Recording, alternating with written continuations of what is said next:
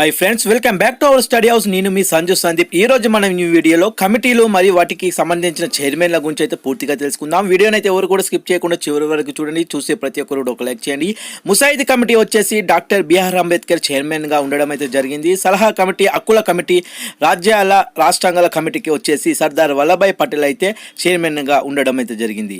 సారథ్య committee, జాతీయ పథక తాత్కాలిక committee, finance and staff committee, rules కమిటీకి రాజేంద్ర ప్రసాద్ అయితే చైర్మన్ గా ఉండడం జరిగింది. కేంద్ర అధికారాల కమిటీకి జవహర్లాల్ నెహ్రూ అయితే చైర్మన్ గా ఉండడం జరిగింది. కేంద్ర రాజ్యాంగ కమిటీ, రాష్ట్రాల సాంప్రదింపుల కమిటీ, సుప్రీంకోర్టుపై తాత్కాలిక కమిటీకి వర్ధాచారి అయితే చైర్మన్ గా ఉండడం జరిగింది. హౌస్ కమిటీ, చీఫ్ కమిషనర్స్ ప్రావిన్స్ల కమిటీకి వచ్చేసి భోగరాజ్ పట్టాభి సీతారామయ్య చైర్మన్ గా ఉండడం అయితే జరిగింది. రాజ్యాంగ పరిషత్ విధుల కమిటీకి జీవి మౌలాంకర్ చైర్మన్ గా ఉండడం జరిగింది. సభా వ్యవహారాల కమిటీకి జేఎం మున్షిగాను, రాజ్యాంగ ముసాయిదీ ప్రత్యేక కమిటీ, ప్రెడిషనల్ కమిటీకి వచ్చేసి అల్లాడి కృష్ణస్వామి అయ్యంగార్ అయితే ఉండడం జరిగింది. భాషా కమిటీకి చూస్తే మోటూరి సత్యనారాయణ అయితే ఉండడం జరిగింది.